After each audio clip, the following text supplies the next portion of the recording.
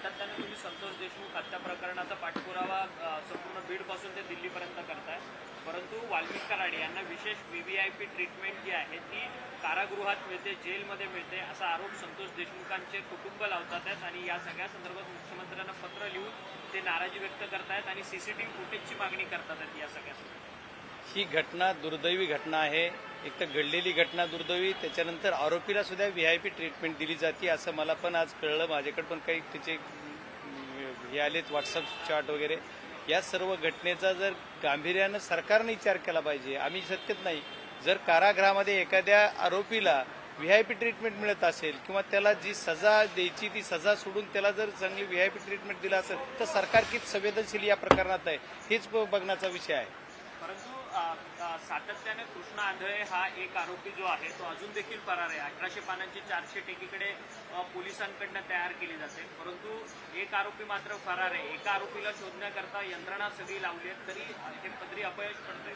नाही, मी काल पण बोललेलो की मोकोका एकदा एखाद्या केसमध्ये लागला तर त्याला 180 दिवसाची मुदत आहे चार्जशीट दाखल करायला, पण ते 80 दिवसातच दाखल केले. त्याचा जर एक पार्ट असा असेल की आम्ही जी मागणी करतो की फास्ट ट्रॅकवर हा केस चालली पाहिजे, ही केस फास्ट ट्रॅकवर चालावी याच्यासाठी जर यांनी 80 दिवसात केलं असेल तर आम्ही त्याचं स्वागत करू.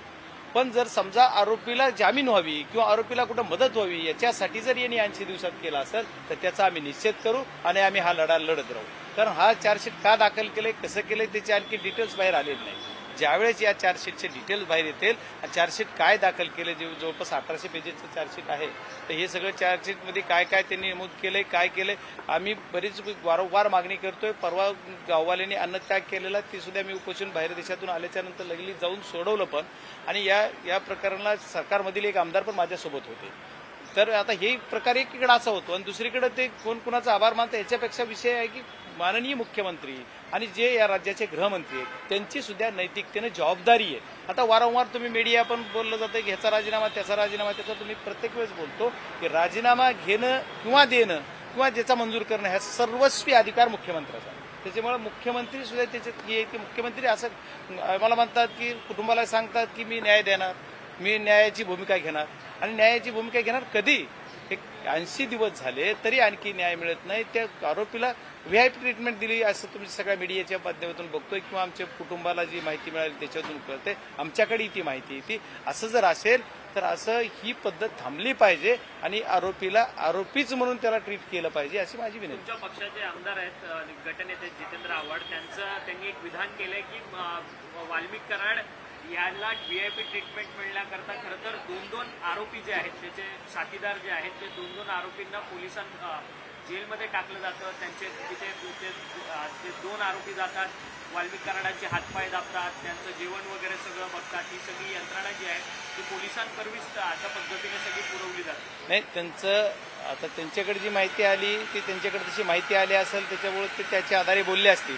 पण मला जे त्यांनी बोललेलं मी जे ऐकलं किंवा जे माझ्याकडे माहिती आली त्याच्यात असं त्यांनी बोललेलं की काही आरोपी जे मागच्या बऱ्याच काळापासून ते वॉन्टेड आहेत पोलिसला, असे काही जे आरोपी आहेत ते आरोपी आता स्वतःला अटक करून घेतात आणि जेलमध्ये जातात. याचं कारण काय, आजच का जातात? आणि आणखी एक विषय असा आहे की खंडणीतला आरोपी मोकोकाचा असेल किंवा 302चा आरोपी ही ठेवण्याची व्यवस्था आमच्या बीड जेलला नाहीये. तरी पण हे आरोपी खंडणी आणि मोकोकातले आरोपी बीड जेलला का ठेवतात?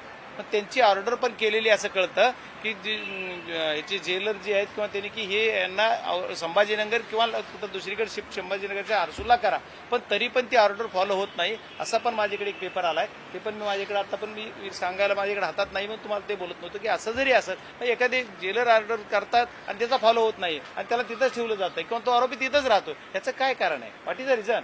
संतोष देशमुख हत्या प्रकरणासोबतच महादेव मुंडे यांच्या देखील हत्येचा तपास SITद्वारे करावा अशी मागणी सातत्याने केली जाते. स्वतः तुम्ही सुप्रियाताई महादेव मुंडेंच्या घरी जाऊन ते सुद्धा दुर्दैवी घटना जिल्ह्यातली आहे. आता हे उघडकीस आलेले हे 2-4 आहेत प्रकरण. असे 109 बॉडी आहेत बीड जिल्ह्यामध्ये जी की परळी एरियामध्ये सापडल्या. त्या कशानं झाल्या, त्या बॉडीचं काय आणखी मर्डर झालाय, अटॅक आलाय, काय झालंय का कुठं ऍक्सिडेंट झालाय का काही कळत नाही. असे 109 बॉडींचा पंचनामा झालाय बॉडी म्हणून अज्ञात स्थळी, म्हणजे अज्ञातानं त्याच्यावर कुठेही कारवाई नाही. असे प्रकार आमच्या जिल्ह्यात घडतात आणि हे घडलेत परळी. त्याच्यामुळे या परळीच्या बाबतीत ही जी राजकीय उदासीनता आहे, राजकारणाचा कुठंतरी या प्रवृत्तीला सपोर्ट आहे असं लोकांचं म्हणणं आहे. आणि आज परळीकर कुठल्याही याच्यात नाही. आता कुणीतरी बोलताना कुणी जातीपातीवर येत आहे, पण आमच्या बीड जिल्ह्यात जातीपातीचा विषय नाही, प्रवृत्तीचा निषेध आहे. आणि ही प्रवृत्ती कुठल्या एका जातीची म्हणून नाहीये. ही प्रवृत्ती ही गुंड प्रवृत्तीचे लोक, दहशत निर्माण करणारे आणि भ्रष्टाचारी लोक आहेत. त्याच्यामुळे यांच्यावर कारवाई झाली पाहिजे, हीच आमची मागणी आमच्या पक्षाच्या वतीने. आरतीचे माजी आमदार बाळासाहेब आजबेच एक धक्कादायक खुलासा करतात आहेत. ते म्हणतात आहेत की म्हणजे सुरेश धस आणि वाल्मिक कराड यांचे गेल्या 20 वर्षांपासून संबंध आहेत. त्यामुळे सुरेश धस फक्त मारल्यासारखं करतात आणि वाल्मिक कराड हे रडल्यासारखं करतात. अशा पद्धतीचं आता कसं आहे, ही दोघंही महायुतीतले आहेत, म्हणजे दोघं तिघही. त्याच्यामुळं या दोघा तिघांच्या महायुतात कोण रडल्यासारखं करतं, कोण मारल्यासारखं करतं, हे माझ्यापेक्षा चांगलं उत्तर ते देतील. मी त्याच्यावर कशाला बोलू, कारण त्यांचाच विषय. त्यांच्या महायुतीतलेच आमदार ते आहेत, त्यांच्या महायुतीतलेच ते आरोपी आहेत जे गेलेत ते. त्याच्यामुळे त्यांची देवाणघेवाण काय होती हे विटनेस म्हणून ह्यांना माहीत असू शकते, मला नाही माहिती. थँक्यू. वॉन्टेड असणारे आरोपी आता पकडले जात आहेत.